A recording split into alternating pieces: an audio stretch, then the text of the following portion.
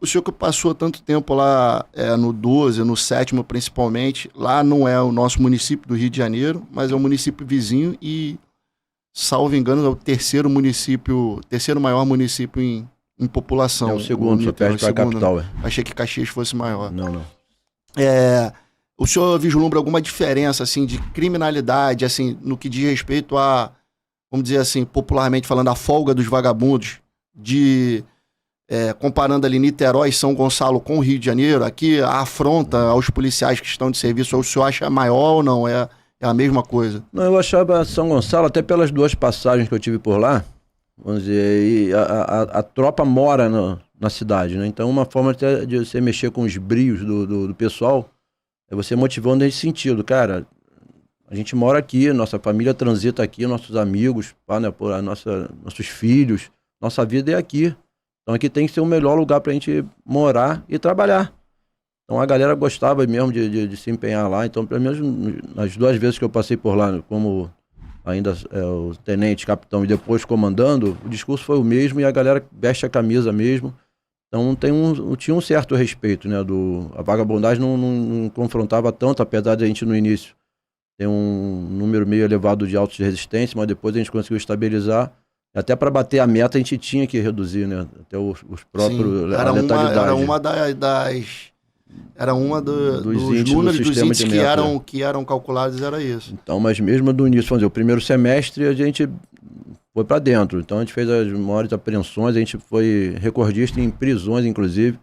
Até foi um fato que eu nunca me atentei muito, mas o secretário foi lá para apresentar um projeto, era o Beltrame ainda.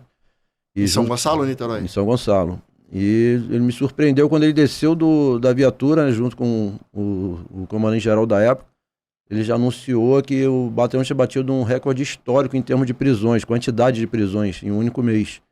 E o comandante mandou esperar, porque ia ligar pro ISP, né, para consolidar os dados. E logo, quando ele estava dando entrevista, o comandante-geral anunciou, comandante, pode falar aí.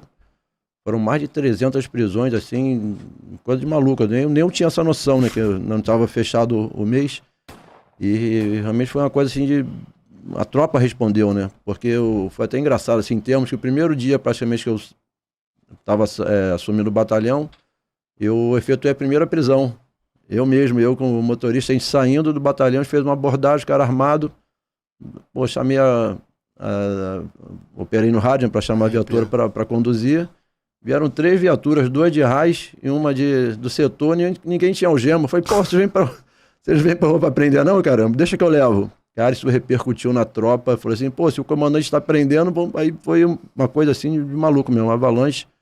Então a gente fez muita apreensão de armas, a gente era recordista em tudo naquela época. A gente competia só com 25, que eram 7 municípios, né, em termos de prisão.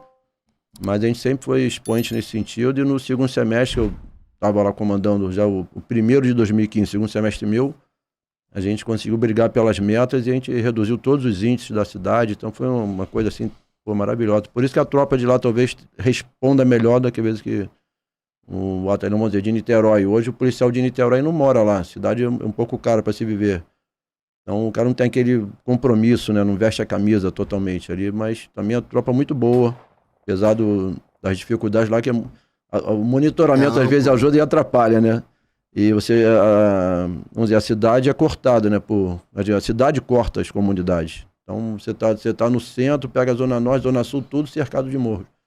Então, às vezes, tem essa participação muito efetiva da sociedade, da mesma forma que eles nos cobram, nos criticam, e às vezes atrapalha um pouco o desenvolvimento do trabalho. Mas são, assim, as tropas são diferentes nesse sentido, mas a gente consegue de alguma forma motivar e a galera responde e gosta do trabalho, porque o bom policial mesmo gosta do trabalho e quer o resultado.